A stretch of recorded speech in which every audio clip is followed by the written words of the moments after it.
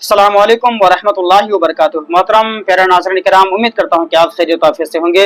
मेरे दोस्तों, एक बाबा जिसका नाम बाबा गंगागिरी महाराज, ये गुज़श्ता कल यानी 15 अगस्त को एक सम्मेलन में गया हुआ था और वहां पर जाकर ये महाराष्ट्र अहमदनगर जिला के आसपास में एक कहीं पे सम्मेलन हुआ था, वहीं पे ये गया हुआ था और जाकर ये बाबा गंगागिरी महाराज अपने धर्म के बारे में, अपने मजहब, अपने धर्म के बारे में, हिंदू धर्म के बारे में इनको बोलना चाहिए था, लेकिन इन्होंने इस तरह की गुस्ताखी किया है हमारे प्यारे नबी हुजूर मोहम्मद मुस्तफ़ा सल्लल्लाहु अलैहि वसल्लम के बारे में और माँ आयशा सिद्दीक़ा रज़ियल्लाहु ताला अन्हा के बारे में।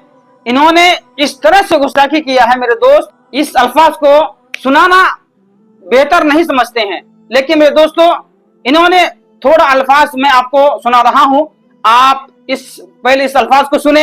ये दूसरे लैंग्वेज में है, यानी महाराष्ट्र की भाषा में है लगभग।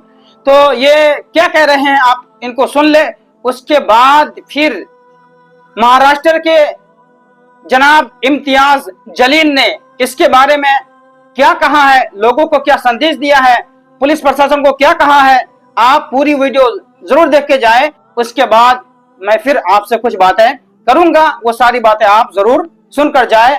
आइए सबसे पहले इनकी ये वीडियो देख ले। या मोहम्मद पैगंबराचं जीवन चरित्र जर तुम्ही पाहिलं, या मोहम्मद पैगंबराने वयाच्या 50व्या वर्षी एका 6 वर्षाच्या मुलीशी लग्न केलेलं आहे। तो मेरे दोस्तों, ये लैंग्वेज आपको शायद के समझ में ना आई हो। आइए अब इम्तियाज जलील साहब क्या कह रहे हैं, आप इनकी भी वीडियो देख ले। मोअज़्ज़ज़ उलमाए किराम के साथ एक डेलीगेशन हमने पुलिस कमिश्नर साहब के पास गए और हमारी नाराजगी का इजहार किए, हमारे गुस्से का इजहार किए और ये बताए है कि मुसलमान पूरी दुनिया में हर चीज बर्दाश्त कर सकता है, लेकिन अपने नबी करीम सल्लल्लाहु अलैहि वसल्लम, prophet Mohammed peace be upon him, इनके ताल्लुक से किसी भी तरह की गुस्ताखी बर्दाश्त नहीं कर सकता है। और बार बार ये बातें सामने आ रही है, जिस खुले तौर के ऊपर ये जो अपने आप को महान महात्मा और गुरु कह रहे हैं, उन्होंने अपने प्रवचन के दौरान ये नहीं कहा कि उनके धर्म के अंदर क्या अच्छा है, बल्कि मुसलमानों का इस्लाम किस तरीके से खराब है करके ये प्रवचन वो दे रहे थे, जो उनका काम नहीं है। आप अपनी अच्छाइयां बताइएगा। इस मुल्क की खूबसूरती यही है कि इतने सारे जाति, धर्म और मजहब के लोग रहते हैं। हमने कभी आपके धर्म के बारे में बोला नहीं है। मौलाना साहब ने कहा कि कोई एक ऐसा वाकया बता दे कि जहां पर हमारे किसी मौलाना ने, कभी हमारे उलमाए दीन ने किसी दूसरे मजहब के बारे में इस तरह की घटिया और घिनौनी बात कही है करके। हमने पुलिस कमिश्नर साहब को पूरे वाकये से आगाह कराया और उनको ये बताया कि पूरे हिंदुस्तान के मुसलमानों के अंदर इस बात को लेकर नाराजगी है और गुस्सा है। ऐसे हालात के अंदर ये पुलिस की, सरकार की, प्रशासन की जिम्मेदारी होती है कि वो जो भी दोषी आदमी है उसके ऊपर कार्रवाई होनी चाहिए। हमने एग्जाम्पल दिया मौलाना सलमान अजहरी साहब का कि जब उन्होंने कोई बयान दिया तो उनके खिलाफ पूरे हिंदुस्तान के अंदर है तो कितने सारे FIRs रजिस्टर हुए, और आज भी मौलाना साहब जेल में बंद है। तो इन्हें क्यों छूट दी जा रही है? क्या इन्हें ये बोलकर किया जा रहा है कि नहीं आप कुछ भी बोलिएगा, हम आपको हाथ नहीं लगाएंगे करके? तो हमने साफ कहा है इसका कोई अंत नहीं होगा, इसका कोई एंड नहीं होगा। अगर इस मुल्क की खूबसूरती को अगर बरकरार रखना है तो ऐसे जो समाज के अंदर टेढ़ और दरारें और दीवारें पैदा करने का काम कर रहे हैं उनके खिलाफ कार्रवाई होनी चाहिए। अब आप एक बात समझ लीजिएगा, आज जुमे का दिन है। आज 3 अलग अलग शहरों के अंदर, नासिक में हिंदू सकल समाज की तरफ से मोर्चा निकाला जा रहा है, नमाज के वक्त निकाला जा रहा है। इजाजत कौन दे रहा है?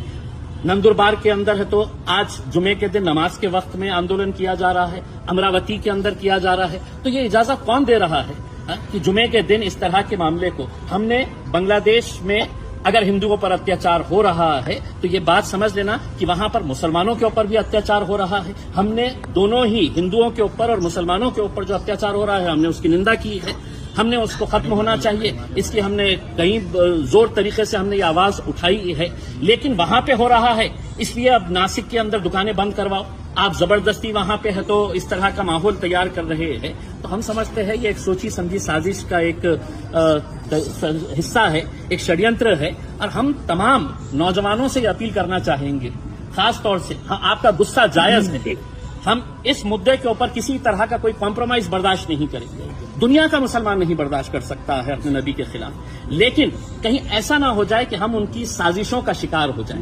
वो साजिश रच इसीलिए रहे है कि आप सड़कों के ऊपर आए, आपने कहीं ना कहीं से आप शुरुआत करें। तो मैं तमाम नौजवानों से अपील करना चाहूंगा कि आपके गुस्से को काबू में रखते हुए हमारे उलमाए दीन जो भी हमें फैसला देंगे हम उसको कबूल करेंगे, उसको मानेंगे, इनका जो भी फैसला होगा और इनकी रहनुमाई के अंदर हमें आगे जो भी करना है हम करेंगे। आज इस ताल्लुक से सतारा के अंदर FIR रजिस्टर हो चुकी है, सतारा पुलिस स्टेशन के अंदर जहां जहां पर भी FIR रजिस्टर होगी, सुप्रीम कोर्ट का गाइडलाइंस है कि इनको सबको क्लब किया जाता है और वो क्लब करके हमने ये कहा है किसी एक पुलिस स्टेशन में भी FIR रजिस्टर हो गई है, इनको क्लब करके आप उसके ऊपर कार्रवाई करनी चाहिए। दूसरा हमने एक मेमोरेंडम ये दिए है कि कई महीनों से ऐसे वेबसाइट चलाए जा रहे हैं जो इस्लाम के बिल्कुल खिलाफ है। इतनी घटिया और घिनौनी बातें तस्वीरों के साथ वहां पर हमने वो पूरे वेबसाइट की डिटेल्स दिए हैं।